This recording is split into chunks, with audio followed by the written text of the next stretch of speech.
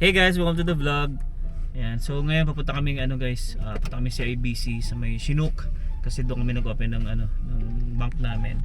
Ayan, so mamaya kwento namin sa inyo guys kung ano yung nangyari.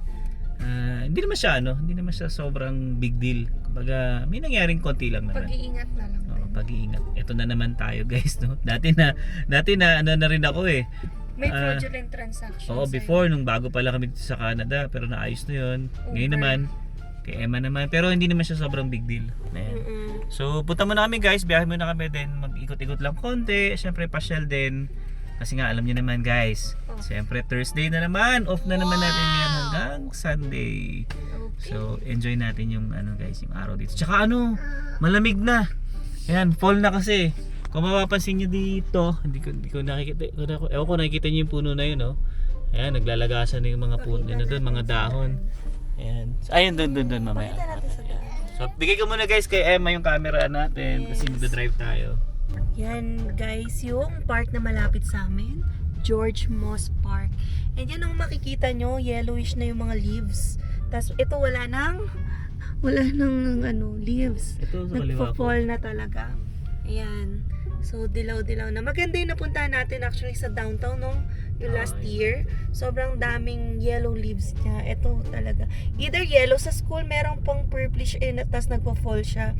So depende sa type ng depende sa type ng puno yung pagkaka-fall ng mga leaves. Yung iba kasi matitibay pa yung leaves niya, buong-buo pa yung puno. So yellowish na kasi na ngayon, fall season. Actually dito nga sa Calgary, sabi nila saglit lang yung fall.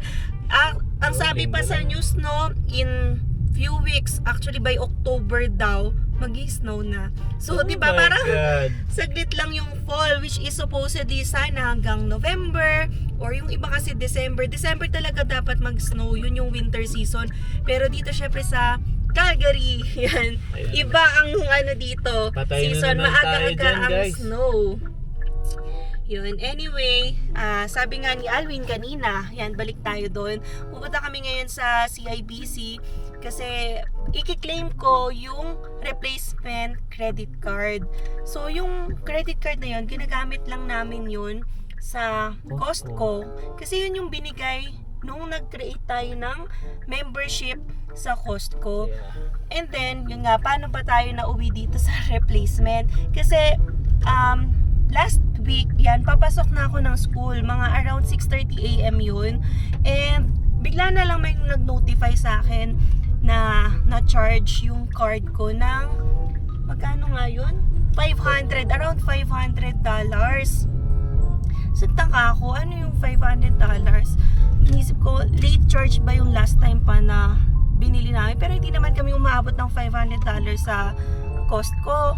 So, yan, tiningnan ko tuloy yung notification kasi nga notification lang yun. Tiningnan ko talaga yung account, magkano ba yung nagbawas and ano ba yung transaction. So, ginising ko si Alvin kahit tulog siya kasi syempre $500 yun. Sabi ko baka meron na naman tayong fraudulent transaction or unauthorized transaction. Ayan, ginising ko siya to check kung ano yung nag-pop up sa akin na na-charge, which is around $500. Nung chinek namin, Costco yun. Tapos, hindi ko pa alam kung ano sa Costco. Sabi ko, hindi naman ako mag-order like around 6:30 ng madaling araw for a Costco item. Diba? Parang sobrang aga naman para mag-Costco ko. So, naisip ko na, hindi ako to, baka meron na namang gumagalaw ng ating credit card, yan. Pero ito yung first time ko kasi kay Alvin, Uber naman yung unauthorized transaction niya. So, yan, maya-maya, may email sa akin na Costco. So, yung transaction na yon, merong order na Apple Watch. And, ang nakakapagtaka guys, although hindi ko inauthorize yung pag-order ng Apple Watch na yon, sa akin pa nakapangalan. Tapos, naka-address siya sa lumang address natin, which is yung sa una namin, siya, sa near Chinook Mall. So, although naisip ko naman na mapupunta pa rin naman sa akin yun kasi nga kilala ko naman si Yana. Pero, inisip ko, hindi ko yung transaction hindi naman ako umorder. Tsaka hindi tayo Apple, Android. Oo, hindi naman ako yung nag-Apple Watch. Sabi ko, sinong mag-order? Pero, napaisip din ako na if ever third party yung nag-o-order nun, bakit niya ipapangalan sa akin? Tapos ba't niya ipapadeliver sa bahay ko? Tapos another, naisip ko pa, baka napindot ni Zion, ganyan. Pero kasi tulog na tulog sila noon. And papasok ako sa school noon. So nagtaka na ako. And yan, pinakancel ko na agad. So tumawag na ako habang bago pa ako magpunta sa bus station, inasikaso ko na agad para syempre hindi na madagdagan yung unauthorized transaction. And then since may email yung Costco, yan, ano naman may option ako doon to cancel the order. Kasi kaka-order lang, di ba? So in few minutes, I was able to cancel it. Pero pinakancel ko na rin yung card.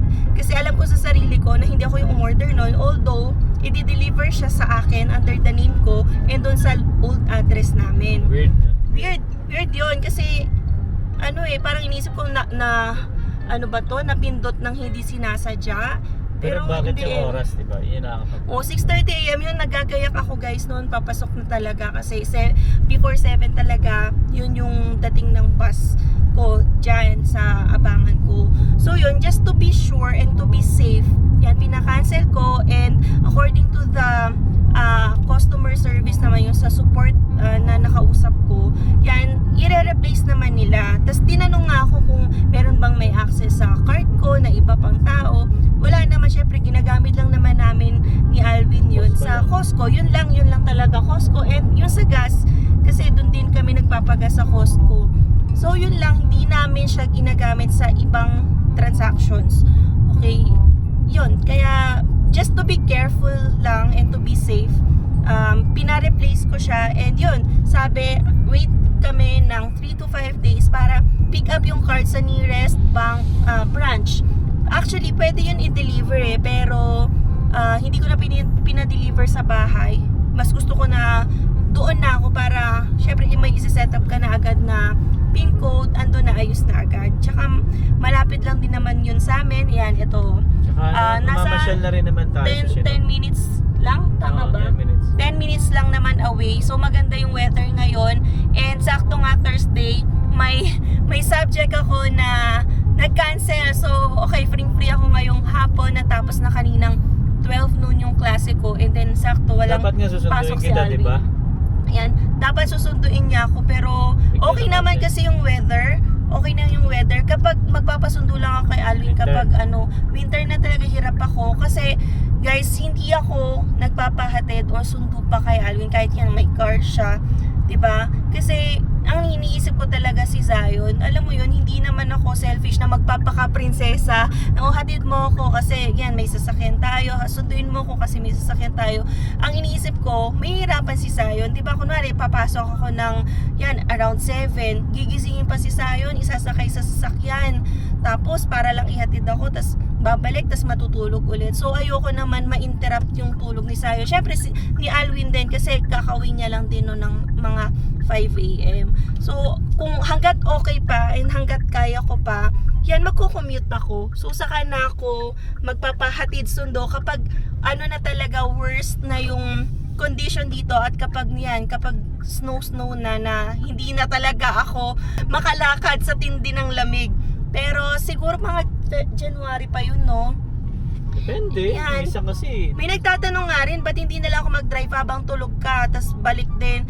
Kasi guys, lang ako, learners lang yung hawak kong lisensya. Tas magtatanong, ba't hindi ako mag-road test? Kasi guys, hindi ako lisensyado, o wala akong driver's license sa Philippines.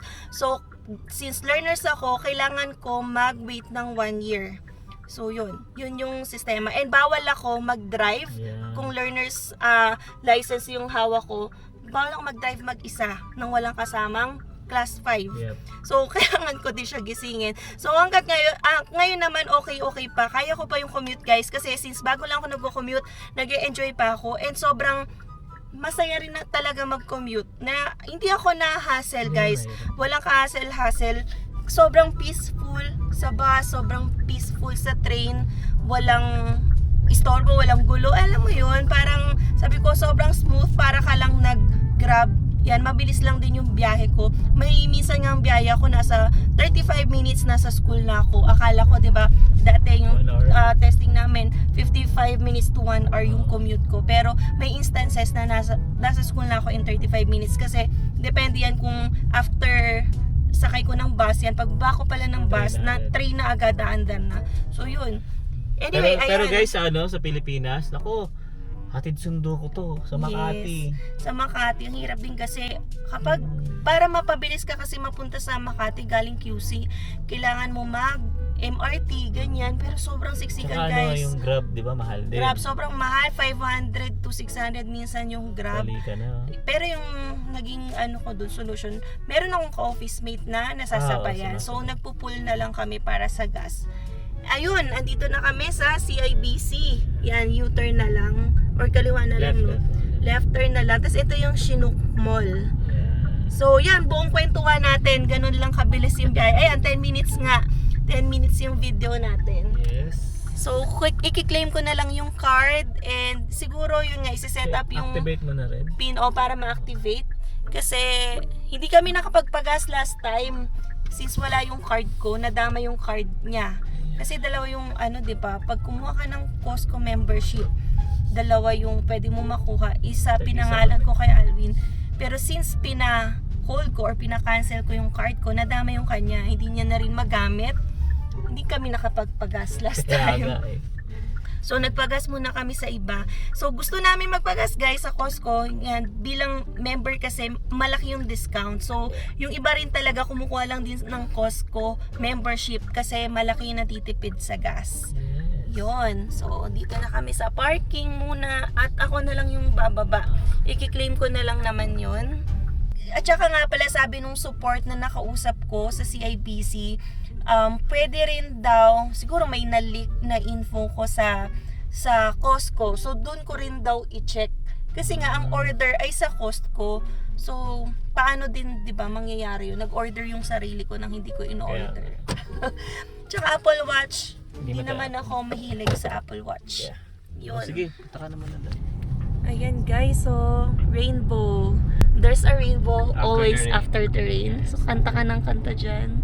So ang ganda, nakakita kami. So puntahan natin yung Rainbow. end ng rainbow, baka may pot of gold daw dyan. So yan guys. So anyway, yan kakatapos lang namin dun sa CIBC. And activate na rin namin yung card. So since okay na yung card, makakapagpagas na kami sa Costco. Yes. So, papunta na kami ng Costco. So, after magpagas, konting merienda na lang din. Kala At least, ko, kala ko gas lang. gas lang Konting o merienda shopping. na rin. Hindi kami grocery. May merienda lang. Yun. Fries tsaka pizza. Habang tulog ang aming baby. So, yun. Finally, ayos na rin yung card natin. And sana wala ng mga ganong transaction. So, pwede rin daanan natin yung sa counter ng Costco. Malaman din mamaya bakit nagkaroon ako ng order ng Apple Watch. So para ma-prevent din at mamaya kasi maulit, uulit na naman ako ng replacement ng card. So hassle din yun guys. Actually kahit mabilis yung process dito, syempre yung time mo rin sayang. Napupunta na lang din sana sa iba. So yun. Yun. Wala akong sasabihin. So pagas muna kami guys. So ito na guys ang aming pagkain ngayon. Merienda muna. Hindi pa rin mapigilan talaga kumain no. Yan si Zion, kulit. Ayaw niya ng fries, gusto niya yung ice cream lang. You want ice cream? You want ice cream? Gusto na ng ice cream. So kain muna tayo guys. At ngayon na ulit tayo nakapag Costco. Tagal din guys, matagal na rin kami bago naka-vlog dito para kumain. Kasi nung pumunta kami dito, hindi tayo kumain Oo. So yun guys, kain muna kami. Ayan guys, tapos na tayo magmerienda sa Costco and ngayon nagpapagas na si Alwin. So dito kasi discounted tayo kaya dito talaga kami nagpapagas. So siya yung naglalagay ng gas dito kasi dito sa Canada wala tayong boy. So siya yung talaga, kanya-kanya kayong lagay ng gasolina like that one Kayo din yung magtatap, magbabayad. So usually dito since self-service to, ayan, card ng CIBC Costco yung gagamitin nyo. So, hindi yun nag-accept ng ibang cards kasi it's by membership. So, yan. Kaya last time, hindi kami nakapagpagas kasi nga not working yung card ko. So, since okay na ngayon kami nagpapagas. So, diba, Zion? Ayan. Ayan, so tapos na si Alvin magpagas, umaabot ng $69 yung napagas niya. Full tank na. Full tank na yon. So nasa 53 liters yata. So hindi ko nakita kung magkano kasi yung gas dito. Parang 139 kasi yung regular, pero kapag Costco member siguro nasa 131 yon o 132. 1.32. Yan. So siya nga pala, itong car ngayon na Hyundai daw yun. Parang Sunday. Hyundai o Hyundai. Anyway, matipid siya sa gas kasi nasa 6 to 8 liters per 100 kilometers. Kasi yung dati naming Dodge Journey, V6 daw yon. So wala akong alam talaga sa car. Sabi lang ni Alvin, V6. So mas magastos sa gas. Kaya nakakaabot kami ng 12 to 14 liters per 100 kilometers. So yan, so mas malaki yung natitipid dito. Kaya mas madalang na rin kami nagpapagas. Ngayon lang ulit tayo. Ngayon lang ulit. Wala Actually, nang oo. Naantay lang nga yung yung card ko. Pero nagpagas kami ng $30 kasi ayaw rin namin mabitin, or syempre dapat may reserve kang gas pang emergency. So yan, ngayon full tank na ulit. Yan. So, let's go! Gala muna kami guys somewhere. At sulitin ang magandang weather ngayon at nakakatakot ang October kasi may news nga na mag-start na mag-snow by October. So we'll see. Okay guys, so yun, pauwi na kami. Ayan, lang kami guys, naglibot-libot lang kami dito sa Chinook. Ayan, so yun nga guys, so about dun sa sa mga ganong issue about credit card, especially sa mga binibili natin, ingat lang din guys, no. Kaya sa amin talaga nung time na na-experience ko yun, talaga nag-ingat na kami, pero hindi rin lang talaga namin alam bakit ganun yung nangyari. Kasi nga ang nakakapagtaka doon, name pa rin ni Emma, tapos address pa rin namin ng luma. Kumbaga kasi kung talagang hinak, dapat address niya yung ilalagay niya, di ba? Pero ewan, hindi namin na-explain talaga eh. Tinanong na rin namin yung yung mismong CIBC. Sabi baka possible na nakuha din sa yung information namin sa Costco, ganyan. Kaya mabuting agad pina-cancel agad namin ni Emma yung yung credit card niya. Tapos yun, madali naman siya palitan guys, mabilis lang din naman, basta kailangan itawag niyo agad para at least hindi na rin tayo magkaroon ng problema. Baka lalong lumala pa, malay mo nga talaga may nanghak, o di ba? Para at least maiwasan agad natin yung mga ganong issue. Ayun nga guys, no, talaga dito sa Canada, medyo papasok talaga yung winter. Talagang medyo malamig na talaga siya. Nararamdaman ko na talaga. Kasi normally, pag nakaganto ko, medyo may inilan pa ako. Pero ngayon, pag lumabas ka talaga, especially pag mahangin, mas mararamdaman mo talaga yung lamig. Kaya, na tayo, sobrang mag-ingat na tayo ngayon at paghandaan natin yung yung mga isusuot na natin. Kaya kami guys ni Emma, inayos na namin yung mga pang-winter namin ngayon. Kumbaga, yung mga t-shirt papasok na namin, yung mga pang-winter jacket naman namin ngayon yung nilalabas. Ganito kasi dito guys, sa Canada, kailangan kung ano yung season, dapat ganun din yung ilalabas mong damit kasi para at least mas madali mo siyang kunin, di ba? Sa mga aparador mo, ganyan, baga kuha ka na lang ng kuha. Tapos yung sa paihagdan namin, pagpasok nyo kasi doon meron ng mga jacket doon, yun pinaglilipat na rin ni Emma doon para mas madali na namin siya makuha. Okay? So may masasabi ka pa, baby? Ayan, so yun si Emma medyo busy sa likod nagre-review. Ayan, so anyway guys, madilim na. So hindi nyo na rin ako masyado makikita. Siguro hanggang dito na lang tong video natin. Ayan, if may mga question kayo guys, just leave a comment. And syempre, don't forget to hit the notification bell para mas updated kayo ng mga latest video namin ni Emma. Alright, so hanggang dito na lang. See you on the next one! Ay, tahimik yung baby ko. See you on the next one. Peace!